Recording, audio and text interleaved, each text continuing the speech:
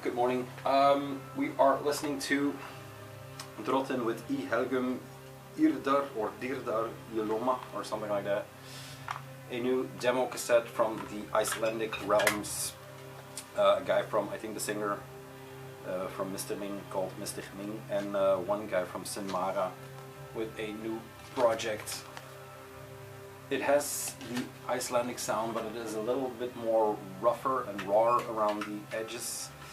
It has the Vanagander sigil in there, but it's on 30 possessions. This is voice 99. Maybe a combination of the two, but yeah, less French than less niceties, especially from the Mr. Ming count. Yeah, it's a demo, but it's a bold statement.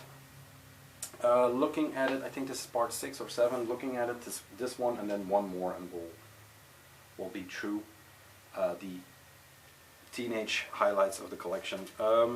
Yeah, let's dig in. So this started as teenage years, but I just, you know, pulled out random records. Marty gave me the okay that it was do whatever thou wilt. We're playing a tape because the record player just it's done. I hope it's just the needle or the connector, the stylus or the Concord. I ordered the smallest part first, then we'll work our way up. I have no idea. Yeah, first up is True Widow, a band from Texas, a 3-part band, 2 guys, 1 gal, that play lo-fi. Not dreamy because it's too heavy, but very, is it lo-fi? Yeah, it's lo-fi, but very drony, slow, beautiful songs actually, but yeah, they have a cadence to them that, I don't know, it's not because it's Texas, but like riding a horse, very slow in a very hot sun, I don't know, something like that. You can hear, it's almost like you can hear the way they are living on these records. It's just so relaxed, but still, yeah, very good. This is the cover, one of my absolute favorite album covers of all time, and I have to look at the title again because, believe it or not, this is, I showed this spine before, but that's the title. There we go. And it's called As High as the Highest Heavens and From the Center to the Circumference of the Earth, the limited edition LP booklet poster download codes. Yeah. Very heavy looking. I have no idea if this ever got repressed. This is from 2011, and this is limited to 2,000 copies, hand numbered, so I have no idea what someone was thinking, but here we go. The insides, and yeah, they have a very good output. I mean, from the EP to the last record, it's all very good. I have to admit that I have not heard the last album that much, but nice booklet. And here are the 3. One of the guys, I think him in the back, makes furniture that I am completely in love with. He posted on his Instagram some pictures from American furniture around the 1800s, I think, that were just gorgeous, and then I noticed it was a guy from True Widow, and then I noticed he was making furniture, and it's gorgeous. It is gorgeous. But yeah, True Widow. Perfect for the times if you're feeling a bit stressful or anxiety or whatever. This will suit all the pain you have. Grab an edible and grab some True Widow. Then, a band that around the same time I got into ceremony and that kind of stuff, the end of my first hardcore, my second hardcore period, whatever you want to call it, I also got into these guys, and this is Godspeed, the Black Emperor. Band from Canada, from the Constellation label. This was also very, this came up together with S.J.JJRECORDS, Records, the record store I talk about all the time. They were playing this kind of music to death. Godspeed is a collective, if you will, of musicians, or just a band, if you also will, that play maybe also soundtrack music, but very, if Grails plays the Eastern Kung Fu, Rising Sun ish soundtracks. These guys play soundtracks for what's happening right now. End of the world soundtracks. It's called Yankui Uksol or something like it. There you go. I always loved this cover. The Hands Reach Highest to the Heaven or whatever is also a very good cover, but I just absolutely love this one. Could be a Richter painting. It is coming apart a bit, so it is a bit old. US Investigators writing sample. It has to do with rockets, if you didn't see. Yeah, very heavy. If you ever have the chance again to catch these guys live, I would seriously ask or imply you to consider it, because I saw them at Pukkelpop, the summer festival that is not happening this year, and I had to bow out. I had to bow out on Roadburn again because it is actually too much. Hammer of Hope. That's incredible. These are two things I was considering to get as a tattoo. Not the kitty cats, but the hammer, and then the circumference of the earth. I don't know how you call this in English. It's a passig, but I don't know. Comes in these see-through sleeves, double-sided LP, gorgeous artwork, Hammer of Hope. What more do you want? Yeah, like I said, very heavy. The Silverman Zion Orchestra, or whatever name they go by now, is also very worth checking out. A lot of bands on Constellation I have most of the stuff on CD, actually. That could be a follow-up to the Southern CDs. But I haven't been following. The only thing I see from these guys is what I read in Wire magazine when they have a promo out or something like that. So I fell off a bit also because I delved into a ton of other stuff. But yeah, Godspeed still remains the flagship of that label and of that Canada Constellation scene. So yeah, check them out if you're into heavy, not per se slow, but you know, grandiose in scale. Maybe a bit Swans-like in some points, but still very different. Then another great live band and on record is Black Mountain in the Future. This record is not around the same time, but it has the same feel. Well, it is around the same time because it's 2008, so it's a bit later. This is when I left college, hard college. But yeah, very cool cover, very good band. Also from Canada. Coincidences keep raining. This is on Jaguar. And all. Psych and Proc, Spiritual Pioneers. That's not true. Black Mountain are back with their second full length. In the Future resonates with the same epic ring, beloved deep rock touchstones, and genuine folk fragility that make their self-titled debut full length an instant classic. And then they boast that it has a download code. That was relevant back then, I guess. But yeah, classic album. It is comparable to a True Widow sound, although it is more of a rockin', if I may use that term, sound. Her vocals are a bit of the MVP on here.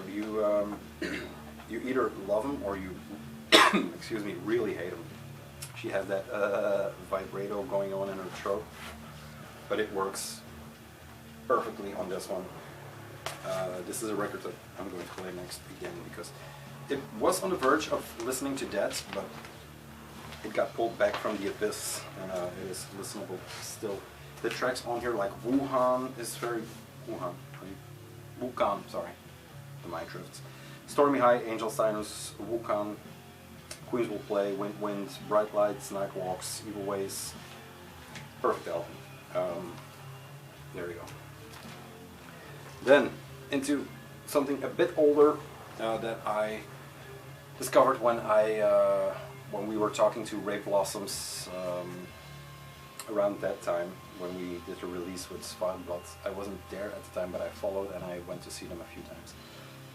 Slint came back. I knew Slint before that, but I hadn't seen him live.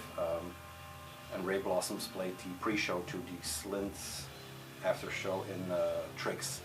Now, Spiderland has always been on my radar because in each documentary about good music, Slint pops up. If you don't know Slint, they were a very young band from somewhere in America, I can't remember where. Somewhere where you can still swim in ponds and play music when you're 14 and have a band, apparently. Thx Records. I'll show you. Record first. This is a reissue on Thx from, I think, about a few years ago.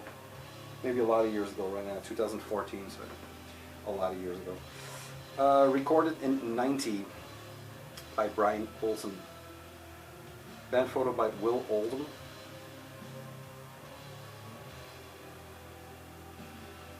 Interested female vocalist writes 1864 Douglas Boulevard, Louisville, Kentucky. That's it. Louisville. Yeah, just a very good. The guitar tones on this are, I mean, they are. The guitar playing is incredible. This is angular. The moment it starts, the first guitar you hear, you know it's something else. It's something special. It's something, yeah. It's hard to describe, but it's a very, yeah, just check it out. There you go. Cover. I'm already rambling and we're into record number 4. Like I said, this was the reissue, so it comes with a stapled booklet inside where you see the young fellas. Were they brothers? I'm not sure about that. They were my friends. So Will Oldham does the intro, but I'm not sure if there were 2 brothers. Looking at it, these could be 2 brothers. So yeah, I think so. Some pictures, some letters, arachnophobia. Very nicely done. Jesus Lizard, Slint, King Kong. I don't know who King Kong is, but Jesus Lizard, yeah, around that time, around that period, around that sound. But very, very different. Very a sound of their own, I would say. Breadcrumb Trail, Nosferatu Man, Don Amon, Washer for Dinner, Good Morning, Captain. And then it has a DVD with a documentary by Lance Bangs. Yeah, this is, yeah, one of my favorite records. Saying that in a video series about favorite records is kind of dumb, but if I had to pick 20, this maybe would be in there. It would be in the top 50 for sure. So yeah, that's that. Slint with Spiderlands. Classic cover also. And then I'm going to do 3 records at the same time because this band, I'll do 4 records at the same time while the tape transitions, I guess. I'll take a sip. No, it won't. But now it does. I do hope you enjoy these videos. I noticed the interest kind of fell off, but we'll hold the course. I have a spammer. He keeps changing names. I don't know what his name is. It was Tom. Inventive. Now it's, I don't know. He seems to like it. So, the band I am going to talk about is Todd. This is Big Ripper. This is Comes to Your House, which is the classic, and then there's the EP, which is called Purity Pledge. That's it. I'll start here. Todd is a band that is the main band of this project, which is Shin and Shine. I'll talk about this later. But yeah, Todd was a band I got to know them through, I think, Mike, the same guy that that gave me essentially the Circle record. This is on Southern Records, which again has a link to the CD versions, and I got this at Rough Trade when we were there a gazillion years ago, I'm not sure, for £10. It's still on there. Sometimes I leave the price sticker on just so I remember where it came from. Whoa, whoa, whoa! Here we go again. Obligatory drop. It has 2 of the same booklets. It has 3 of the same booklets in here. Guess leftover CD booklets they had. Play Loud. There we go. Kind of a miniature poster. There is also the promo poster and the sticker that I put in here. The sticker I put recently, I don't know where I got this from. This I got from Mike. I traded Mike for this, for a, I don't know, stupid art poster. But yeah, Todd. it's not by chance that he is in, or that these are in the same file as Slint and stuff like that, because it's hard to put a finger on what they are actually doing. It is, thinking back now, it is kind of sludge. Before I knew it was sludge, but it's more than just something like Tau, for example, which is a very good band but just plays sludge. There are heavy parts in here, something like Trones maybe from Joe Preston comes to mind when I think about these guys. Yeah, heavy, fun, playful. The playful part will be highlighted more in the Shit and Shine stuff, but this is, yeah, I could do a video just on Todd and on Shit and Shine, and I'm going to do Shit and Shine because I have a lot of their material.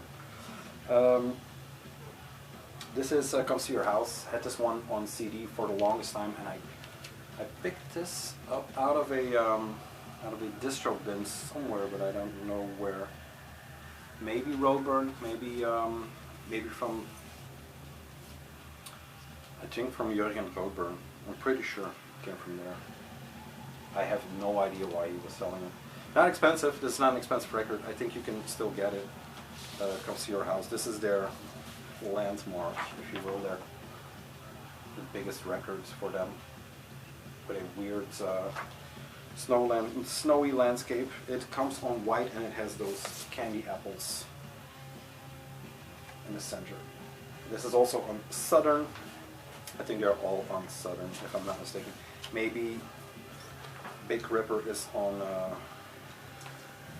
the English label. Southern is an English label. It comes with the same Todd sticker, and it comes with the promo sticker. Todd Comes to Your House, which is a valid thread. And another band that has tattoo-worthy stuff on there. I don't know if I want any more tattoos. But yeah. This is Big Ripper, and this is on Riot Season. I was right, it's not on Southern anymore. And the tattoo I was referring to is the horned head here. It's like the Mad Bull, but for English and Texas, because they're part English, part Texas. Here, this is the main man, Craig. I don't know what his name is. Yeah, Craig. Let's call him Craig. So yeah, Big Ripper. I glued it on the sleeve for some reason. And this is their final record to date, if I'm not mistaken. They have a ton of 7 inches and stuff like that, but nothing much. There is no extra stuff in here, just Trucker and Big Ripper stuff. And once again, love the artwork.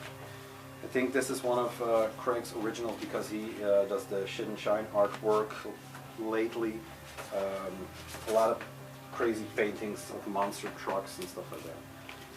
Yeah. Cool band, cool guy. But Todd is great. Shit and Shine, especially early Shit and Shine, is even greater. This is one. This is mid-period Shit and Shine, I would say, right before the real bass parts hit. Once again, a crazy record, kind of a concept album that I don't know what the concept is about, except it's called Cherry, Shit and Shine, and my favorite tracks on here is Am I a Nice Guy? That is kind of a talk-over track. Someone walking on the street, and a bum asks him for a cigarette, but he's bleeding from his finger and can't get it to light and stuff like that. It's a crazy record. Shit and Shine now they had a kind of disco beat period. I don't know where they're at now, because I lost touch a bit. Oh, look at that. An old conspiracy flyer. ISIS, that will show up. MGR, Mustard Gas and Roses, Sunburned Circle, great stuff. We'll leave this in here. It is just black with CD labels. But yeah, a great records. One of the better, in my opinion, maybe one of the more listenable ones also, but good stuff. They play live. I am looking for the Ladybirds, talking about the live experience. The Ladybirds Latitudes, this is the CD version. I'm looking for the LP version, so if you have that one, please consider selling it. Because I saw Ladybird once live and it's incredible. It's a 40-minute track, I think. Yeah, I'm not sure. 40-minute track that just a drum overload with just one Casio airplane going through the entire thing, all jammed through a bunch of amplifiers. Maybe 8 drummers at some point, so yeah. Insane. That is what we are out of Roadburn territory, and I think we are going to go into the darker side that is going into black. I'm going to check the time. We have 9 minutes, so that's perfect. This is Wolf Eyes. Now I just grabbed, out of the stack of Wolf Eyes, just grabbed one record. This is on Hospital Productions. This is 135 for them. This is River Slaughter by Wolf Eyes, a noise band collector from Detroit that that has been prolific for ages. I mean, they have been around as long as I can remember. I have a poster to put in here from a show I went to at Scheldhaven, or no, I went to the show in Hasselt, I think the day after, 2007. I think I went to the Hartgaan show. This was or the day before, this was the day after. X Melted Men, Wolf Eyes, 2007. So that is Steve's artwork, and I'll put this in here later. This is a screen printed, like I said, Hospital Productions record by Wolf Eyes. I got this when my nephew, my older nephew, had a label / distro, and he had some Wolf Eyes stuff, so I asked him to sell me this, and he did. Just black. It is noisy, electronic, abrasive, on the verge of listenable music, and their output is, overwhelming to say the least. They have more CDRs than there are CDRs at this point. It is insane.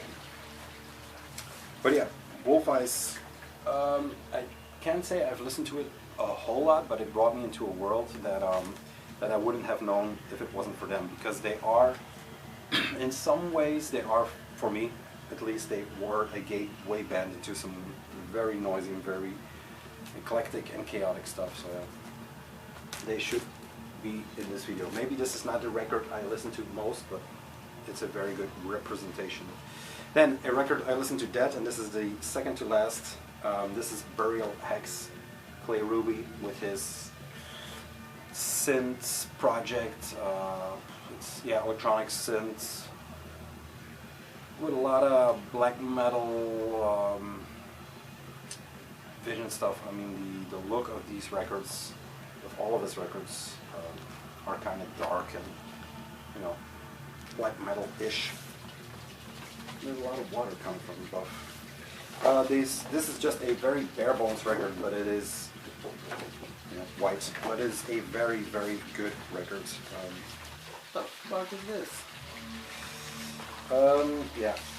I get off my game. This sucks. This sucks.